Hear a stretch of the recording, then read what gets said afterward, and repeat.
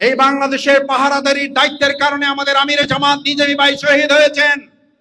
এই বাংলাদেশের সীমান্ত পাহারা দেওয়ার জন্য শহীদ আলী হাসান মোহাম্মদ মুজাহিদ শহীদ হয়েছেন। আমরা আগামী দিনে কেন্দ্র পাহারা দেওয়ার জন্য আবু সাইদ মুক্তার মতো আমাদের যদি শহীদ হতে হয়, আমরা কি রাজি থাকবো সবাই? সুতরাং এখন আমাদেরকে কেউ কেন্দ্র দখল করবেন, আমাদেরকে কেউ ভয় দেখাবেন, আমাদেরকে কেউ আতঙ্ক তৈরি করবেন, উদ্বেগ উৎকণ্ঠা তৈরি করে ভোটারদের মধ্যে বিভ্রান্তি সৃষ্টি করবেন, এই সুযোগ আগামী দিনের একটা কণা ইঞ্চি জায়গায় কাউকে সুযোগ দেওয়া হবে না।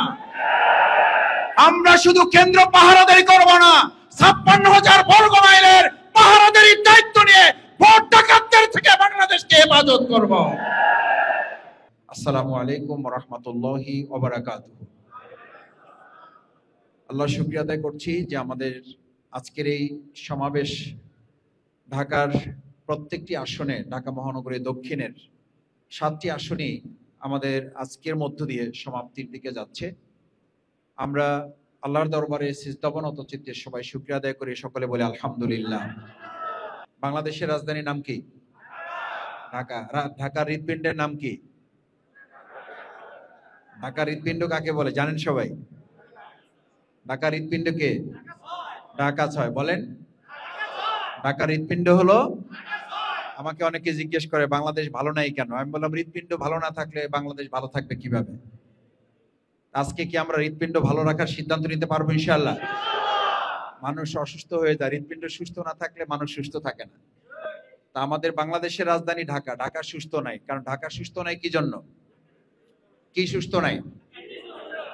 হৃদপিণ্ড সুস্থ নাই। তো সেই হৃদপিণ্ডের দায়িত্বশীল যারা আপনারা, আপনারা কি হৃদপিণ্ডের দায়িত্ব নিয়ে এখান থেকে আজকে বের হতে পারবেন ইনশাআল্লাহ? তাহলে এই হৃদপিণ্ডের দায়িত্ব কি ডক্টর মান্নান ভাই না আমাদের সবাই? তাহলে আমরা কি স্লোগান দিতে পারি, আমরা কে? মান্নান ভাই। আমরা কে? আমরা কে? মান্নান ভাই একা? আমরা কে? আমরা কে?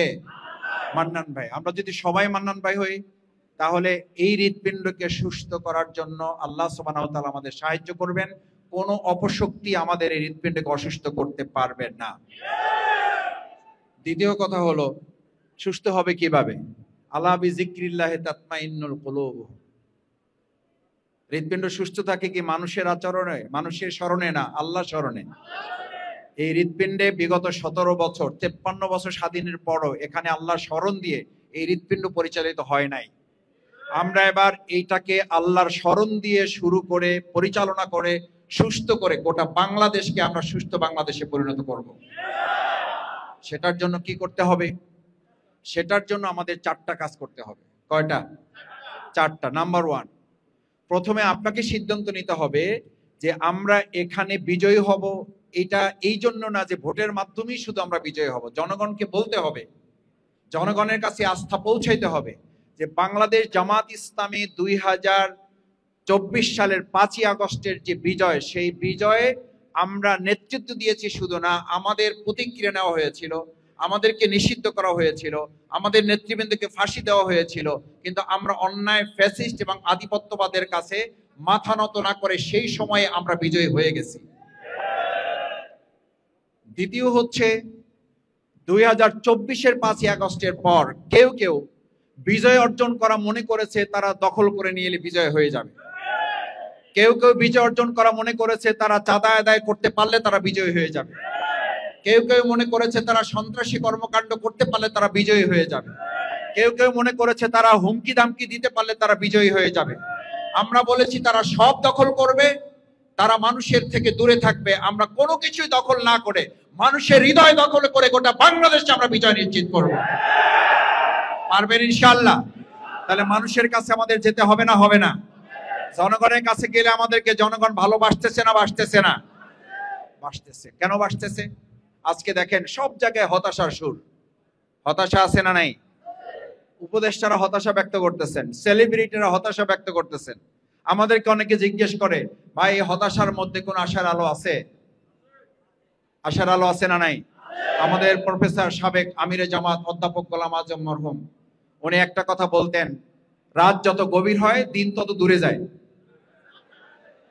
রাত যত গভীর হয় দিন তত দূরে যায়। রাত গভীর হয়েছে, দিনের আলো নিয়ে বাংলাদেশ জামাত ইসলামী বাংলাদেশের মানুষকে পথ দেখাবে। আমাদের আমিরে জামাত প্রফেসর গোলাম আজম সাহেব আর একটা কথা বলতেন, একটা নবজাতক সুন্দর ফুটফুটে সন্তানের মুখ দেখার জন্য একজন মাকে যেমন গর্ভধারণী 10 মাসের কষ্ট সহ্য করে শেষ ব্যথাটা তাকে ধারণ করতে হয়, বাংলাদেশ জামাত ইসলামী 17 বছর আমরা গর্বে আমাদের সমস্ত কষ্ট ধারণ করেছি। আগামী 2026 সালের ত্রয়োদশ সংসদ নির্বাচনের জন্য আরো যদি কষ্ট করতে হয়, শেষ প্রসব বেদনাটা ধারণ করে ইসলামের বিজয় মানুষের কাছে আমরা নবজাতকের মতো পৌঁছে দেব।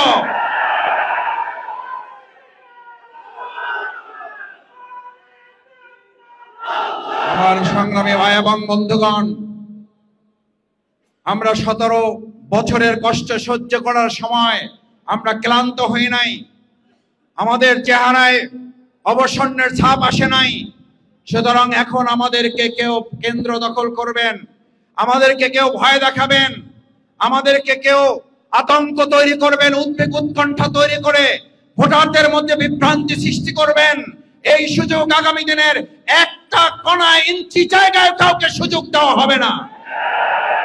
আমরা শুধু কেন্দ্র পাহারাদারি করব না, 56,000 বর্গ মাইলের পাহারাদারির দায়িত্ব নিয়ে ভোট ডাকাতদের থেকে বাংলাদেশকে হেফাজত করব। আমার ভাইয়েরা, তাই আসুন, আমাদের এই প্রিয় মাতৃভূমি বাংলাদেশ, এই বাংলাদেশের পাহারাদারির দায়িত্বের কারণে আমাদের আমিরে জামাত নিজামী ভাই শহীদ হয়েছেন। এই বাংলাদেশের সীমান্ত পাহারা দেওয়ার জন্য শহীদ আলী হাসান মোহাম্মদ মুজাহিদ শহীদ হয়েছেন। দুর্নীতি পাহারা দেওয়ার জন্য কামারুজ্জামান ভাই শহীদ হয়েছেন। সন্ত্রাস মুক্ত দেশ করার জন্য মীর কাসেম আলী মিন্টু ভাই শহীদ হয়েছেন। আমরা আগামী দিনে কেন্দ্র পাহারা দেওয়ার জন্য আবু সাইদ মুক্তের মতো, আনাস ভাইয়ের পিতার মতো, জুনাইদ ভাইয়ের পিতার মতো আমাদের যদি শহীদ হতে হয়, আমরা কি রাজি থাকবো? সবাই পারবেন? সবাই? আমার ভাইয়েরা, শহীদ আনাস, শহীদ জুনাইদের গর্বিত পিতাকে সামনে রেখে ওয়াদাবদ্ধ হতে হবে, শহীদের রক্তের সাথে কাউকে বেইমানি করতে দেওয়া হবে না, শহীদের রক্তের সাথে কাউকে বিশ্বাসঘাতকতা করতে দেওয়া হবে না। আমাদের এই শহীদের পিতারা উই ওয়ান্ট জাস্টিসের স্লোগান তুলেছিল, ইসলাম বিজয় করে উই ওয়ান্ট জাস্টিসের মাধ্যমে শহীদের রক্তের বদলে হবে।